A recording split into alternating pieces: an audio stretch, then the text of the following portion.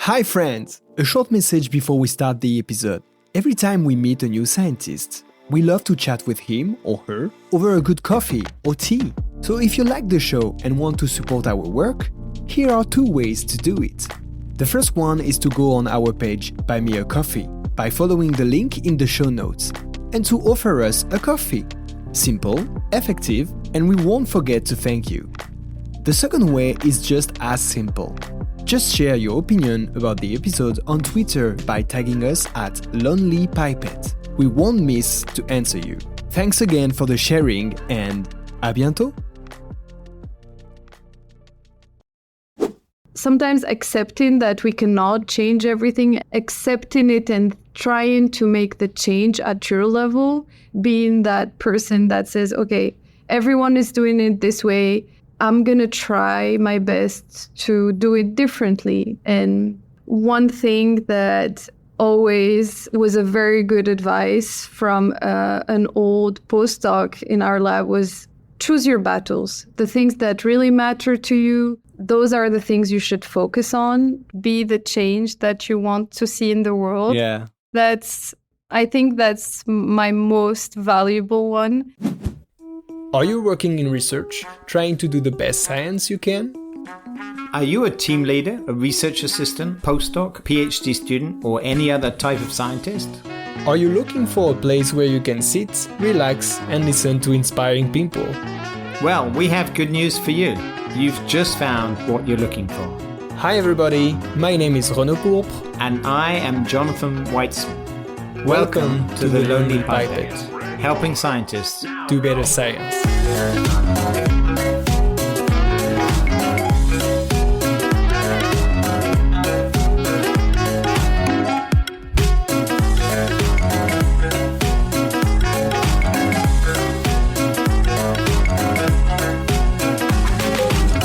Hello everyone, my name is Nour Mimouni. I'm a translational researcher working at the Brain and Behavior Zuckerman Institute at Columbia University, New York, and I feel delighted to share my tips with the Lonely Pipette. Nour El Houda Mimouni did her PhD at the Neuroscience and Cognition Research Center in Lille, France, under the supervision of doctors Giacobini and Prévost. She then moved to New York, where she is currently doing a second postdoc with Dr. Bianca Marlin Jones at the Zuckerman Institute at Columbia University in New York. She is passionate about studying how environmental factors during pregnancy can impact the parental brain and fetal brain circuits, leading to the onset of women's health diseases. Nour works as an advocate as a member of the European Health Parliament. She is a laureate of the prestigious L'Oréal UNESCO Women in Science Rising Talent Prize, and she is strongly committed to inspiring young women to become researchers. Nour, thanks for coming to share your tips with the Lonely Pipette. All right. Thank you very much, Nour. It's been a while. We wanted to have you in the podcast. So we are super glad that you're here with us today. You have heard and listened to the podcast. I did. So you know the first question I'm going to ask. Can you tell us a little bit what was the spark that ignited your passion for a career in science? First of all, thank you so much for having me. It's a great honor. I see the lineup of the people you invited. I feel like very young. And I think you're our youngest, no? No, maybe be our youngest, yeah. So I feel honored, and I hope at least what I have to say will help some girl somewhere in the world. So one thing that I can remember for sure is that my first sparkle, let's say, started at La Cité des Sciences et de l'Industrie in Paris, which is, there was a kind of a young career for kids that they were organizing with like different professions, and they were showing us what to become. Like, do you want to be a journalist? They had a microphone. Do you want to be like a scientist? And they had like all those cool tools with microscopes. And I was very young, and I remember very clearly that day I was looking at just a colony of ants. Actually, it's as stupid as that, but I mean, it's not stupid, but I was just like spending hours and hours just looking at them and just thinking, that's exciting. I want to learn more. And then the sparkle started with, what is science? What is research? And I think that day I said to myself, I want to be a scientist. I want to be a scientist to help people. So I guess this is where it started. Although other careers were also very interesting, but And what? So if you hadn't become a scientist, what do you think you would have become? I was. I think that I have a very strong desire to help people. So maybe working in ONG somewhere, helping people. I guess that would be or educating, like probably educating and helping people. So, but I'm so glad I chose to be a scientist. That's my passion, and I find my joy in it. So there are difficulties, of course, but joy mostly. So we ask the same type of questions to everyone. So one question we always ask is, did you ever consider leaving science? Like, you're just coming in, but are there days when you think this is not for you? And how do you get through those days? So yes, there have been difficult days, but I have to say that I never thought of quitting science, but I've thought of finding another way of doing science, basically, which is not exactly the same thing. I wanted to stay in the scientific field because it excites me and it's very stimulating. And the difficulties that I have encountered is I think a lot of young scientists are now encountering is the bias in academia, which is not always very joyful, and you are confronted to harsh realities. So 2 tips how to get over frustration and sometimes like really disappointment. First, get yourself a good support group. That helped me like during the entire process between like bachelor, masters, and everything else. How do you do that? And PhD mostly. I had a good support group. So try to be close with people who share the same desires as you, people who share the same ideas, and you will see that the struggle is almost the same. And just spending 10 minutes of your day venting about something that happened sometimes helps. And the next day you continue. And that was my first tip. And my second tip is, do not just stay focused on your research. If you're doing research, always try to have another activity or another type of something that passions you or something that is making you happy that compensates with this stressful day that you just had. So going doing activities or sport or just meeting with your friends or family is as nice. So you said it's very stressful and there's a lot of bias. What's stressful and what do you mean by bias? I guess it's everyone can feel the research journey stressful in different ways. The first stressful aspect of it is the work-life balance, especially if you're young. I think that you are trying to do the best you can, but at the same time, you want to be living your life because you're young.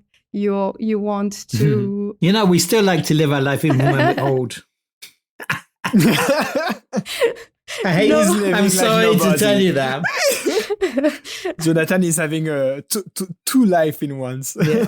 I love that. I'm still living my life. Yes, no offense, Jonathan. Of course that. And I hope so, because otherwise... I didn't say I was old. I just said when you're old. But now I get it.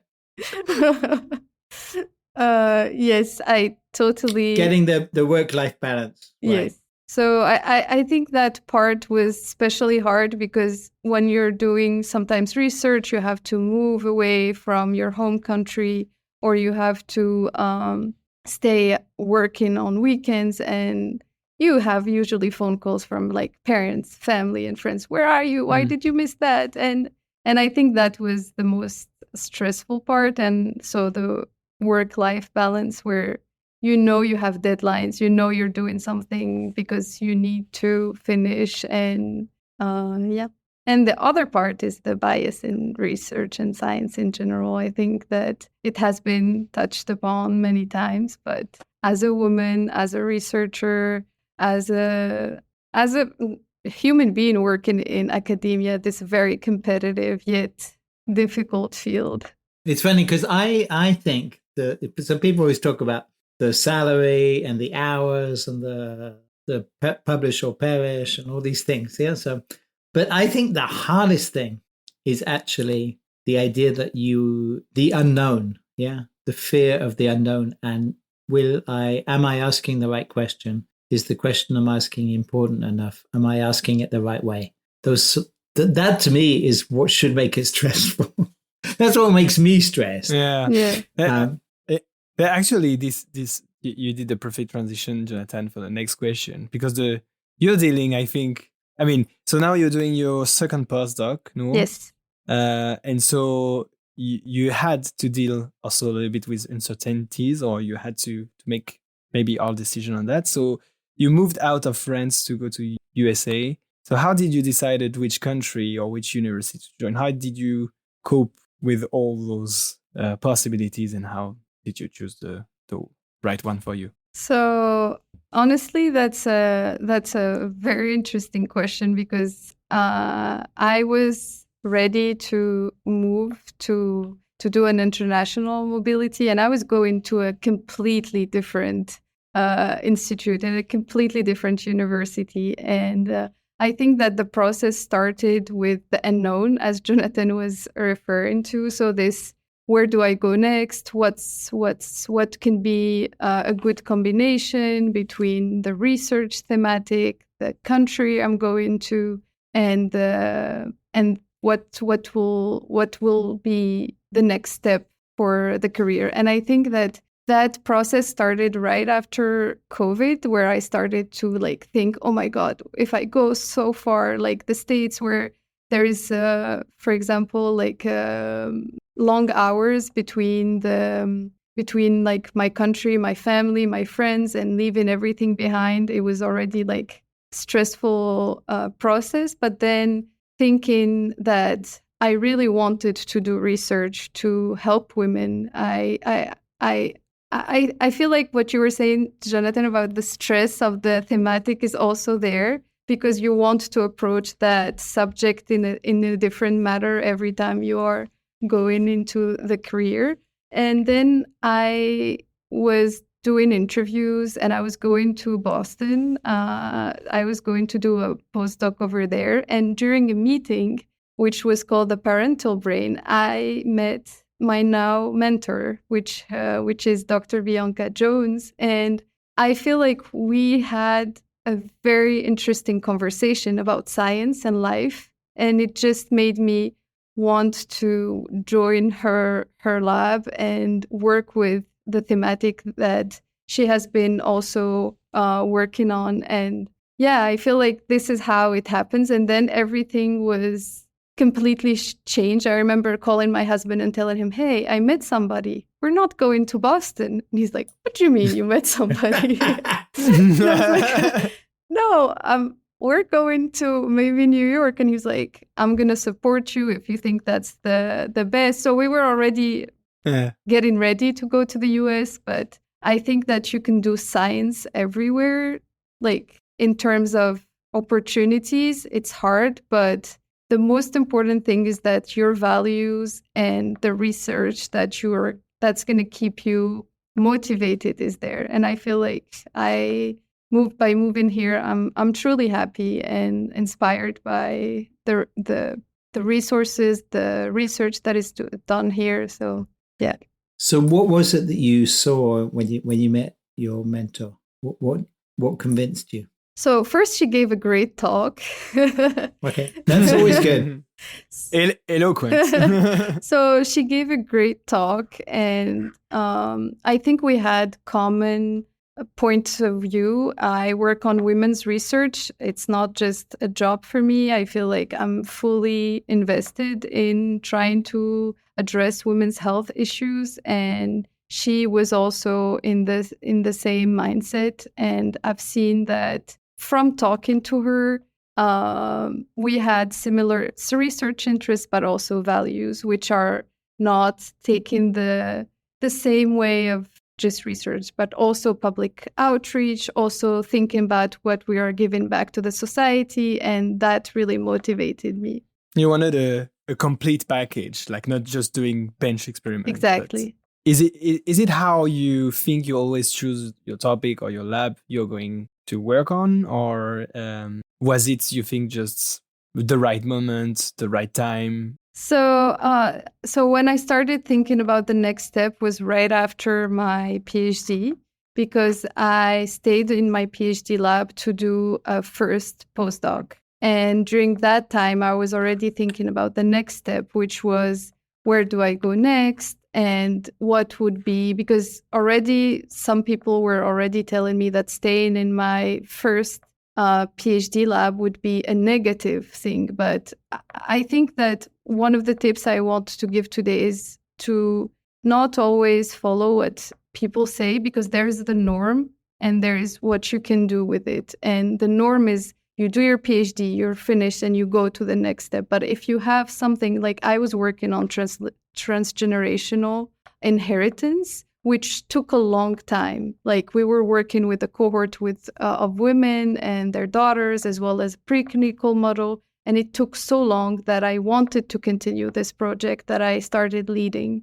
And many people told me you need to leave right after your PhD, etc. So I stayed a little bit longer because that was not the norm. But during that time, it also gave me time to reflect, to think what I want to do next. And I feel like the part of the reflection that took longer is trying to accommodate the research thematic that I will be developing in my future lab. Because deciding to stay in academia, it means that it has to also align with the research that I want to do.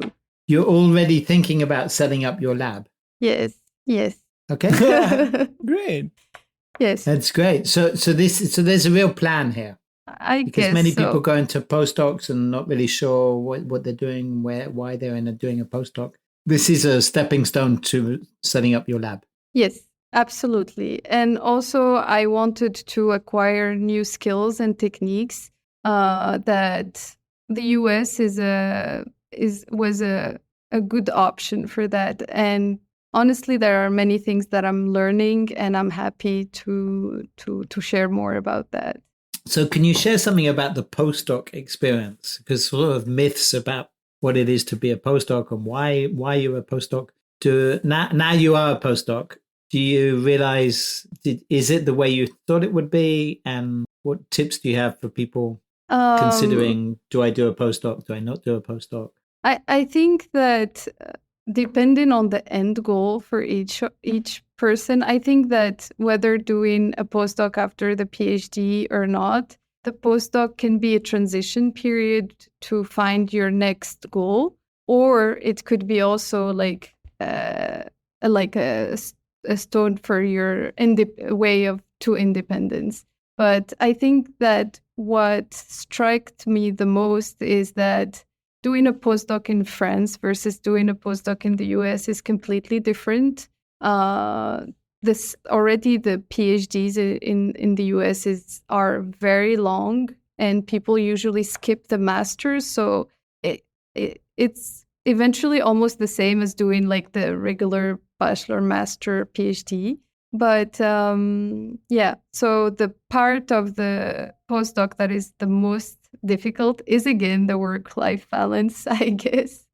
I keep coming back to that. And the differences are, I guess the research you should be already independent, and sometimes like just adapting to a new thematic, a new environment could be challenging because you're entering in a new field, a new perspective, especially if you have been working many years doing something and then shifting. That's really challenging. But what can I give as tips? I would say that first, take few months if you can to settle down and think like try to see what are the resources in your institutions, because I feel like the more you know about what you can do, it helps you to prepare for the next, because you can start, of course, like trainings. I know that one thing I have to say, trainings in the US are like very long. So it takes like 3 or 4 months just to be able to touch a thing. So so yeah, I would say try to first analyze, observe, get to know people that you're working with and the research interest around you, and get involved in there are postdocs associations, and yeah. So you are a laureate of the L'Oréal UNESCO Women in Science Young Talent Award. So actually, that's where we first met. So can you tell our listeners like how you decided to apply for this award and why it was important to you? Yeah, so that award, to be honest, changed my life. Oh, wow.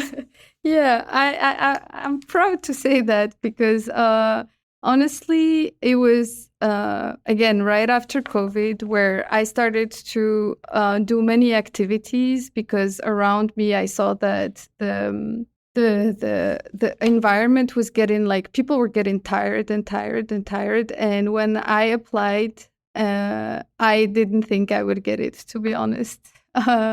Although I when I saw the description and everything, that it seems like the people who got it had like incredible journeys, and it's like, that's why I really encourage everyone to apply for the prize. I know that you, Jonathan, help a lot, and Renaud, I think for So actually, I noticed that you actually published with another laureate, yeah, Brooke Tata. She was also a yes, absolutely, yes. And she was my student. I know, and you know that it's funny. It's an anecdote, but I think I already told you about this. Upon the journey of like trying to find the path to research interests, etc., I was going to a lot of conferences. One of them was the Wireless, the Young Researchers in Life Science, and I remember meeting you, Jonathan, there. You probably don't remember me, but you came and gave a talk. And I remember that it resonated in me, because you didn't just come and like presented your data like everyone was doing back then, but you came and actually talked to the young researchers or like future researchers that were in the audience. And you started actually your talk with a question like, what do you think? I think it was a B or like, I don't remember exactly, but see, I don't remember the context, but I remember the impact that you had on us, because I was like, yes. Do you want to be an ant, a bee, or a spider? Yeah, I know that question. Yeah. So tell us more about why this prize changed your life. Yeah, so I think already the significance of women in science, I have always try to be very close to the community of women in science, although it's hard. Already, like having an award that is dedicated to women in science specifically is such a big advancement, and it encourages a lot of young researchers. And when I say change my life, it's not just the award itself, but the impact that it had on the motivation, on the network that we were able to create with those other laureates. We were for 2 weeks sitting together. We had a neuroscientist, we had an astrophysicist, we had mathematicians, and we were all talking about the same struggles, the same joys, the same. I think that touched me a lot. And then this award also helped me to start a project that I really was passionate about, which is to try to understand how the effect of the environment could impact the maternal brain in different regions. And I think I did not talk about the research yet, but yeah, so it helped me. I think that motivated me, helped me, enabled me to meet amazing, brilliant women who are as kind and as hardworking as as possible. Honestly, it changed my life because it arrived at a moment where you were asking if I wanted to change careers. I always wanted to stay in science, but during that period, I was so tired. Honestly, like the COVID hit really hard. It was so, it light up my entire year. So please, if you're listening to me, do not feel any don't feel like you cannot get it, because you can, you should at least try to apply, and believe me, it's also going to change your life. Good luck, everyone. It's so great because yesterday we talked with a Nobel Prize, Harold Varmus, and actually he said that the prize gave him desire and motivation. So we can feel that it gave you the same power to keep going and push your science further. And thank you for sharing this with us. My pleasure. So you said just before, you said actually, and you're trying to deliver here with us this message of like, don't be afraid. And it sounds like, for what you said before, you had moment of hesitation about applying, right? Or something like that. So how did you overcome this fear? What made you push the door of trying to apply there? Honestly, my desires and my values echoed with the prize. So I thought that if I don't try, what do I have to lose? Like, I will try to apply for this year, and the worst case scenario will be that I don't get it, and that's fine. You know, we are in a field where we have rejections all the time. And you have rejections from papers, you have rejections from grants, you have rejections for internships. Like, so I guess that you should always try to push yourself a little further. And even if it doesn't feel comfortable and you think that it's going to be another disappointment or regret, it's okay. Sometimes it's not. So, yeah. So we had... in our document with Jonathan, we have our question. We had really, this part is called like commitment to causes, because you were at some point a member of the European Health Parliament. I hope I say it right. Yes. So because it's a bit like blurry, I mean, we don't know. It sounds like a little bit a black box title. We want to just to give you the opportunity to tell us a little bit more. What was your role there as a young scientist, and why did you decide to give time, with everything and energy to this mission? Yes, it was a really enriching experience. So what is the European Health Parliament? It's a selection of healthcare professionals and professionals that are working in the healthcare system, and they meet regularly. We have workshops, we have working groups on different thematics to help the European Union, the European Commission, we recommend what is the urgent needs of Europe and how we can encompass that and how we can try to find solutions together. So actually talking about support system, it was one of my very close friends who was in the previous edition of it, and she was like, you should really apply. You really would enjoy it. It's a mixture between advocacy and science, and they need like to hear the perspective of scientists or people who are working in the research field. And this year there was I was particularly interested because there was a working group in this European Health Parliament in Brussels, which was working on prevention and diagnosis. And throughout my entire career, when I say it, I feel like, it's very small. I'm just starting. For my whole career.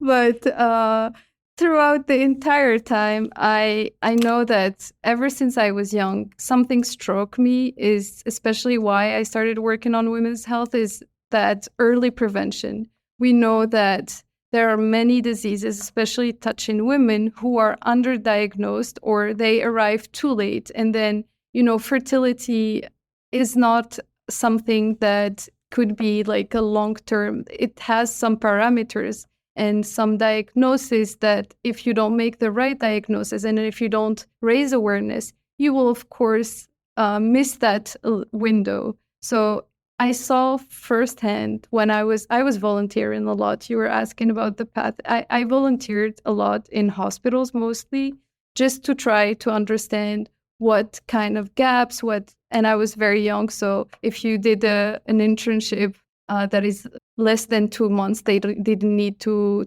pay you. So they were like, yeah, you can just come. And so basically, during that time, I saw that look of despair and that look of distress in many, many couples and many women who have been suffering from that. And I was asking, like, how did this happen? They're like, yeah, she didn't know. She was not diagnosed. Now it's too late. And I found the reason that, okay, this is not normal. I really want to prevent that. I want to help people not feel in that way and at least understanding what they have so they can be doing everything that they want without feeling that despair. And thus the early career, the early prevention and diagnosis, which was perfectly what I wanted to fight for. So I was like, I'm going to be there, even though it was quite difficult to be there all the time. But yeah. So you describe yourself as an advocate for women's health. What does that mean? How does that impact your life to be an advocate? How does it impact it? It's a fight. Let's put it that way.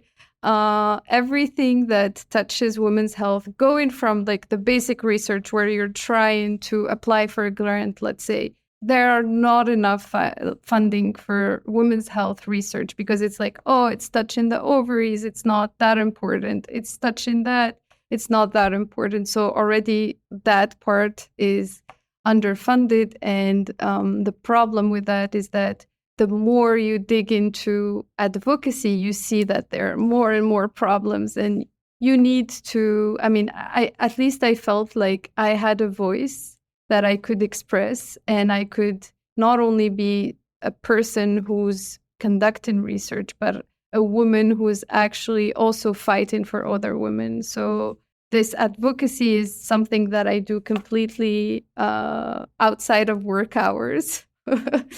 But what do you do in a very practical sense? What do you actually do as an advocate? So I started this first awareness day in Paris and Europe, which was the first ever edition of Women's Health Polycystic Ovary Syndrome, which is the most common endocrinopathy in women, and also the first cause of infertility worldwide. It touches 1 to 10 women in the world. And I started this edition of having roundtables with clinicians, with researchers, and the big public, discussing raising awareness, saying, hey, you need to consult this endocrinologist, for example, early on. If you are experiencing those symptoms, please go. Here are the numbers. Here are the issues, what we know so far. And also with doing that, it was one of it opened many doors with the PCOS challenge, which is also a national organization in the US, where I went to the parliament in the US, speaking also in the Capitol Hill for the advocacy days, which were also raising awareness about the disease, raising funds, trying to make them understand that we need the funds to do research. We need more funds. And yeah, I feel like around that, there are also other small activities that are not just PCOS related, but more of, for example, I joined a collective in France, which is the Collectif de Femmes de Santé, and it's women health. And we are trying to sit together, find solution, and help each other grow and raise awareness. Do you think that's the role of scientists, to be advocates? Because you have to find the time, as you said, find the time out of the lab, right? Yes, that's a very good question. I think that each scientist at least should have one part of public engagement. I think it's very important, whether it's advocacy, giving back to the society and talking to, let's say, science policy or people who are actually making the decisions, or at least the other part would be to get the public knowing about what kind of research you do, involving the public, involving the other educators, involving different categories, seniors, young. I'm wondering where does the energy for this advocacy come from? Is there something? Were your parents like that, or your grandparents? Is it a cultural? Honestly, I'm the fruit of I'm the fruit of like two sociologists. So my parents are sociologists who really empowered me. They're both like, they have such a they are sociologists, but I feel like their vision of society is a word of bisounours. I don't know how to say this. But they candy, word of candy.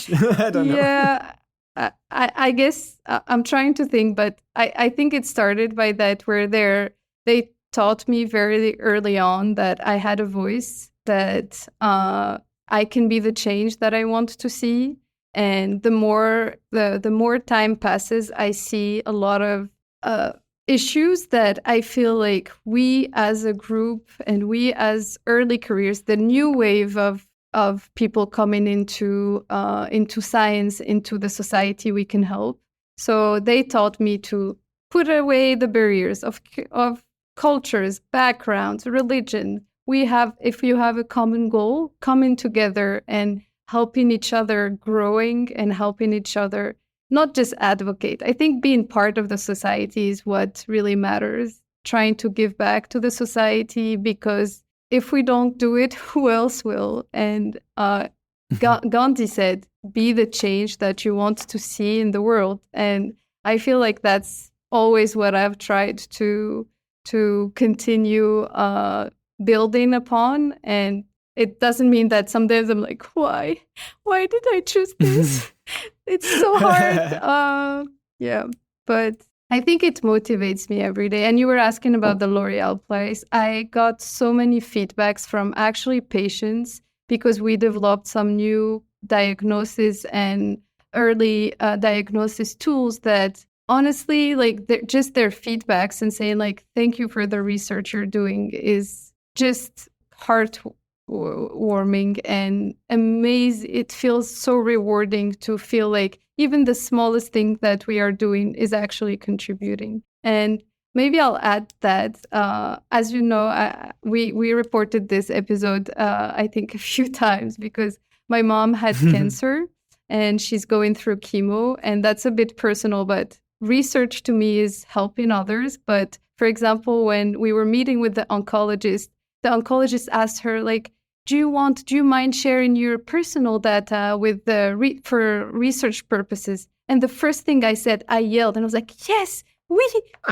And then I remember looking at my mom. She had said yes at the same time. And I had tears just coming out of my face, because I was so moved that somebody else is probably doing that research that is enabling my mom to stay alive and continue this fight. So I feel like we have a responsibility as scientists to contribute in one way or the other. We can all do something. We don't have the same passions. We don't have the same motives.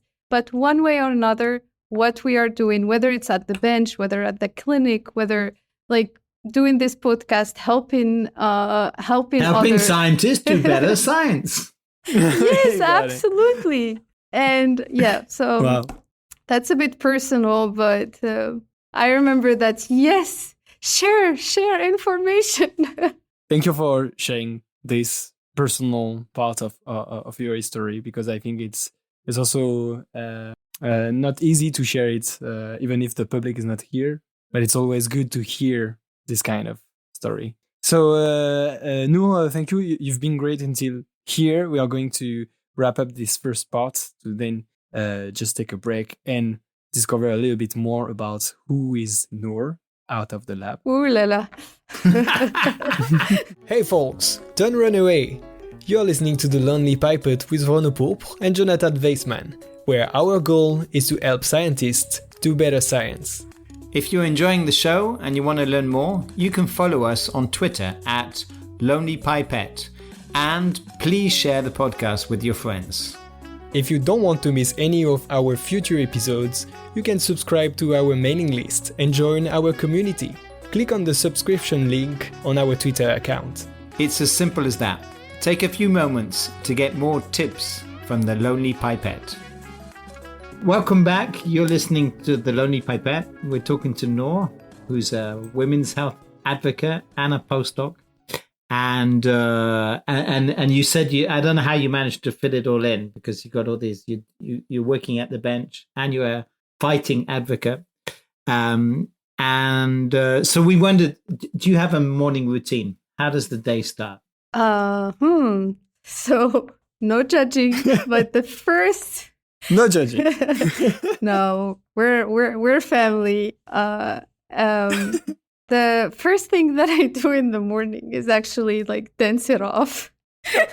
Oh, really? I just put music on and it helps me. Like I start to like do my things dancing, and I don't know if it's the adrenaline that comes with it. I don't know if it's the cortisol peak in the morning. What time is that? Around 7:30. Around 7, the music goes on. This is like Very not loud. soft and loud. Like wow. I Okay, love that. does your husband get to dance as well? Or He's more of a quiet person, but I think that when he sees me dance, he's like, that's who she is, and it helps her. So sometimes he joins me, but Yeah. Wow, how long I was does this asking that. last? He's enjoying.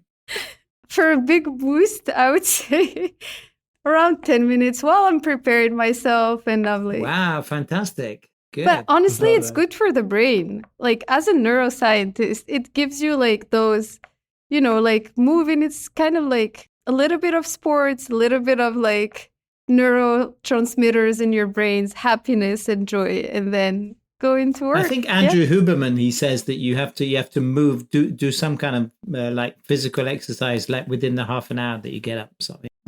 Okay, so that's how the day starts. Okay, Yeah. well, how does the day end? Does it also end with like a dance? Is there like a again. let's go to bed dance? I wish, but I have anemia, which is kind of a chronic condition. So my peak of energy is in the morning. That's the dancing, and then at the end of the day, I'm like, oh my god, I'm so tired. But the end of the day is usually more quiet, where I love to cook. So it's one of the things that I love to do. So most of the time. Do you have music when you cook? Do you cook to music?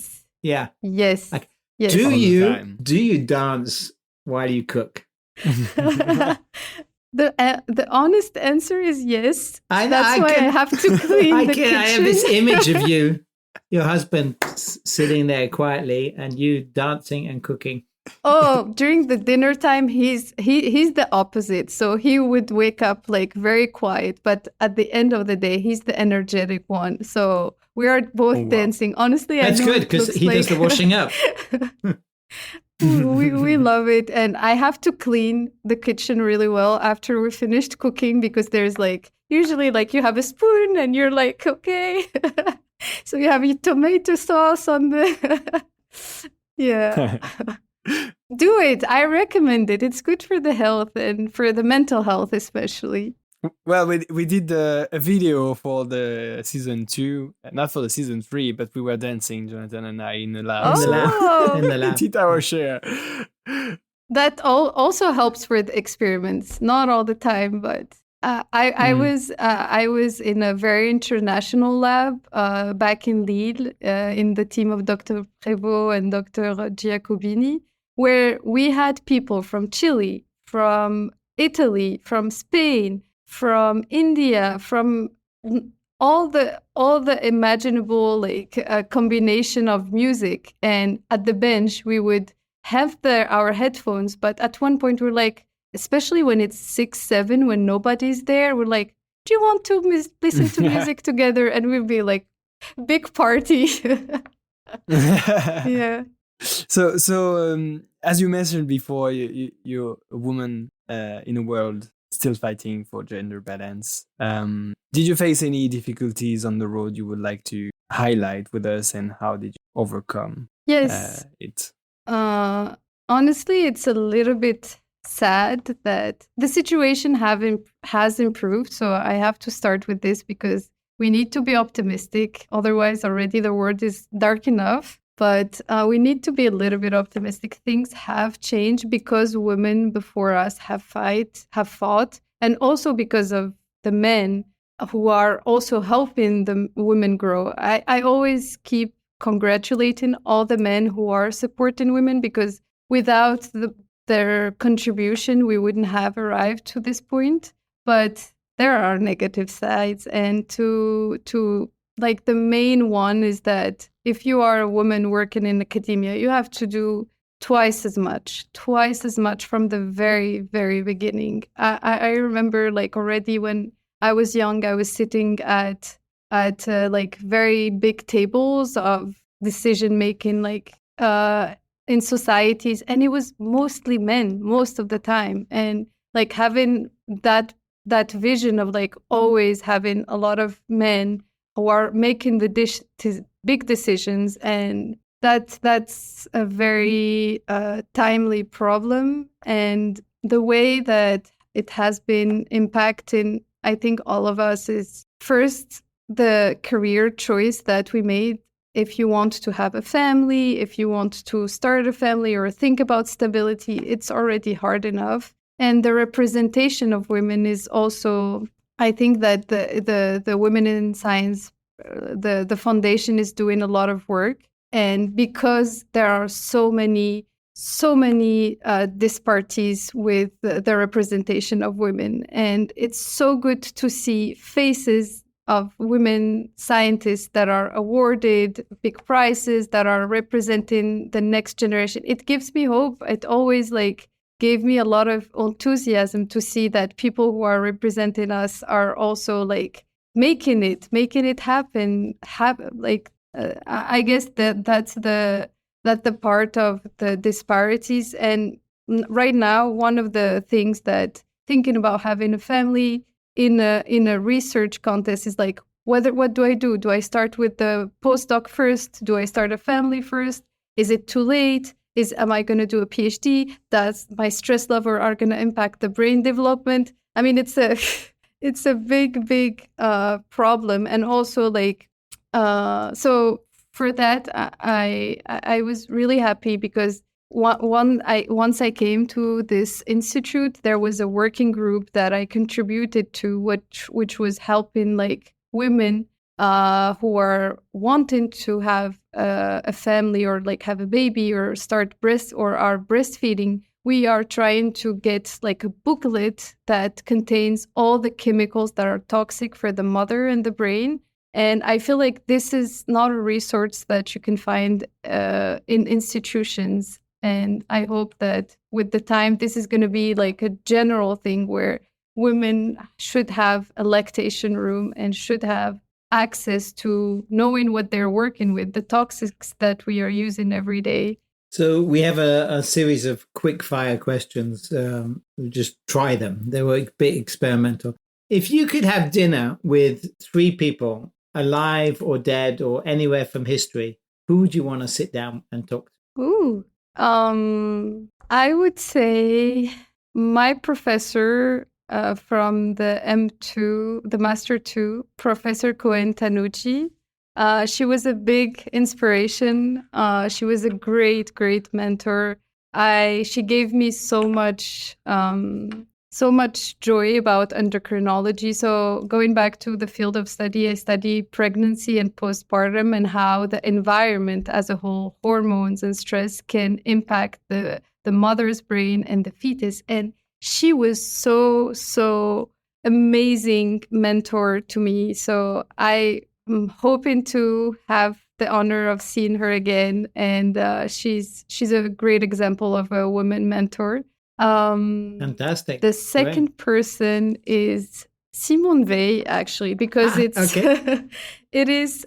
We are the first country now to allow the abortion, the women right to abortion. Non-French people who don't know who she was, tell us why she was important. She was a big fighter of the women's rights, women's right for abortion, and she is such a great example of resilience and being the only woman in a men's society and facing all the difficulties. She's also an Auschwitz survivor.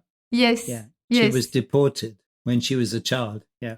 She has a very moving story.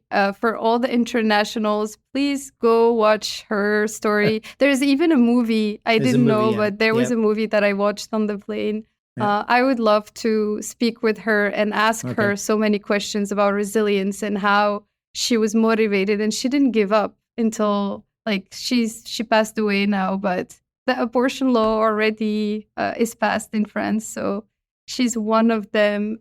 And the third person is the Prime Minister of New Zealand. I found that woman completely fascinating because she showed. Oh, wow. Yeah, because I feel like these are mentor / really historically important women who have impacted from far or from a close look my career path, and I have so many questions for them.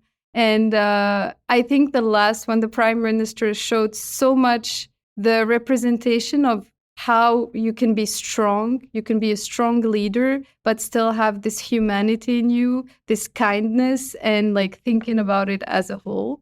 And so I just want to check for the notes.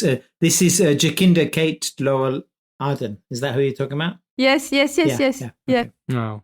Okay, wow. Yeah. She's very young. I will look. She's very young. She has been criticized so much about how she's maybe too soft as a leader.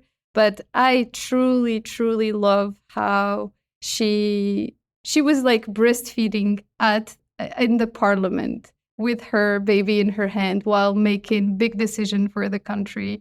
And I think these are people that I want to hear their thoughts, their struggles, and how they became those strong leaders that they are today.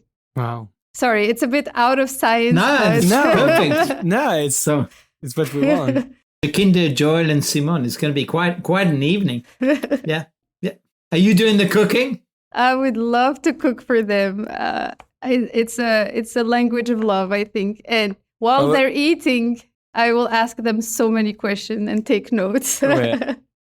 We'll send them the podcasts, okay? Yeah.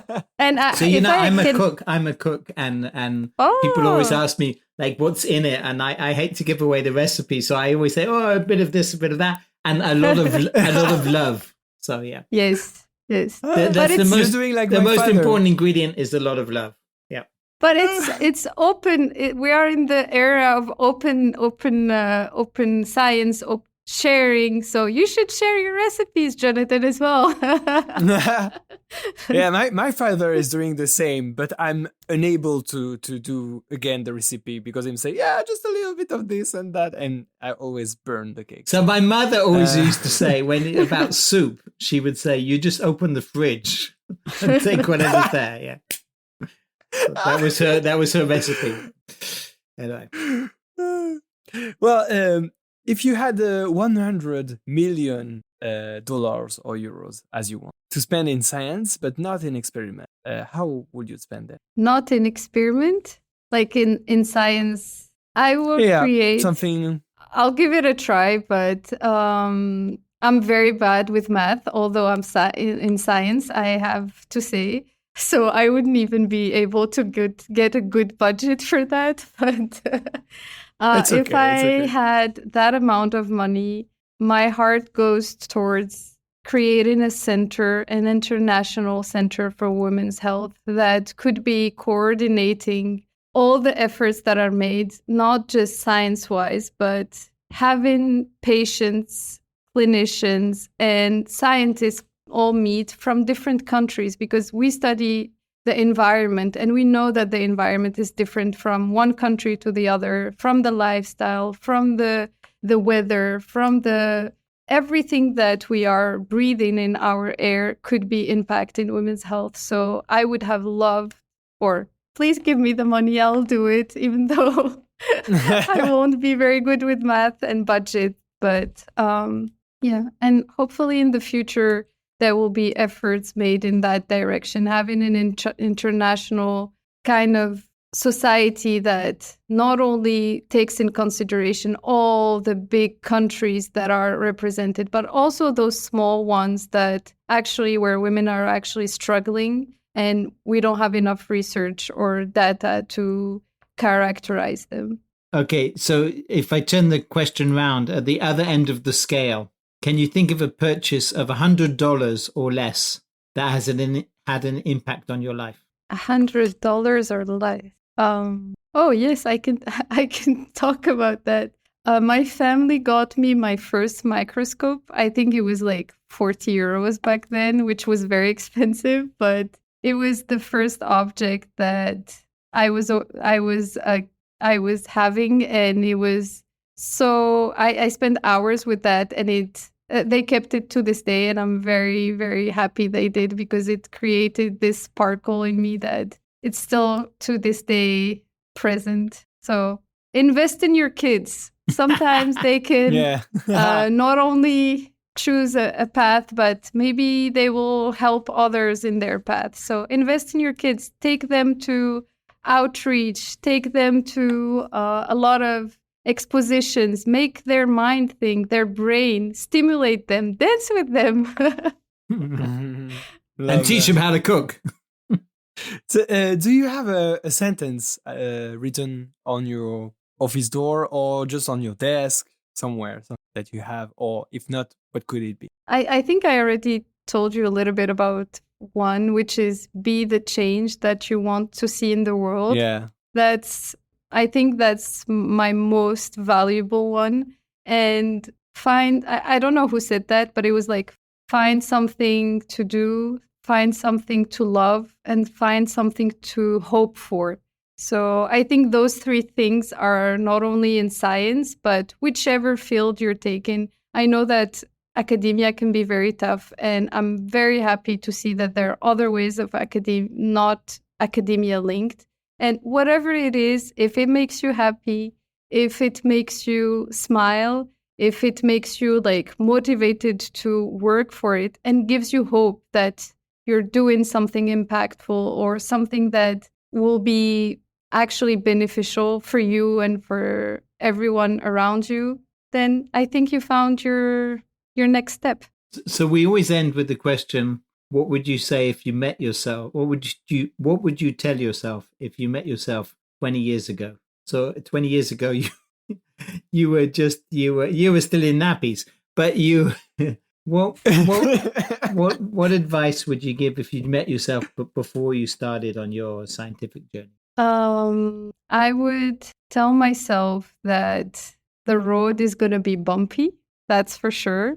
That although I'm a very optimistic person usually, but the life that what life will be offering is really worth fighting for.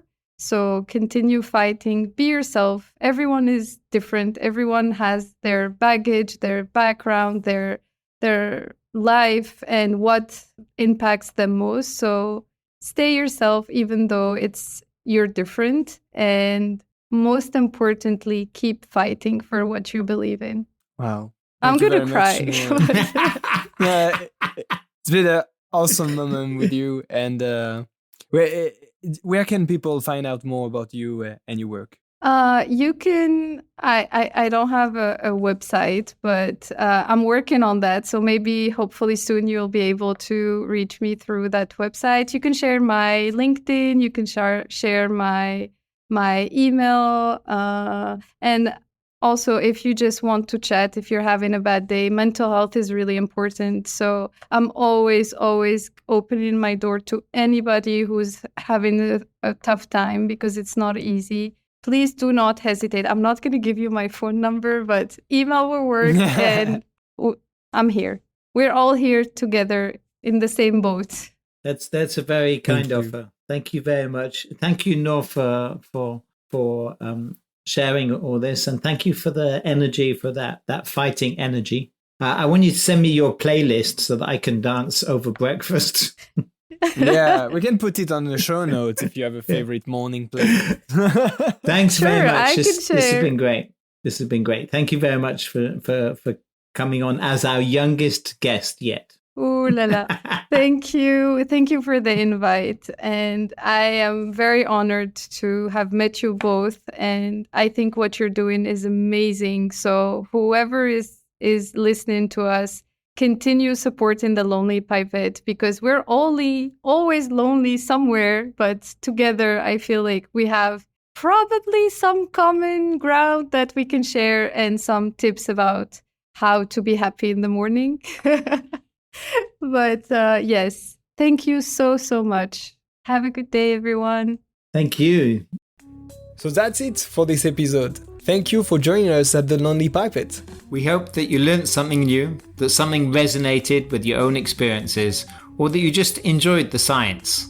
Let us know your thoughts on Twitter at Lonely Pipette, and please share it with your friends in the lab. If you want to join our community, you can subscribe to the Lonely Pipette mailing list or mail us by following the link available on our Twitter profile. You will receive the next episodes directly in your mailbox. How cool is that? Stay tuned for the next show, and remember, you might feel like a lonely pipette, but it doesn't mean you're alone. Tips from the Lonely Pipette can help you to do better science. À bientôt! A bientôt.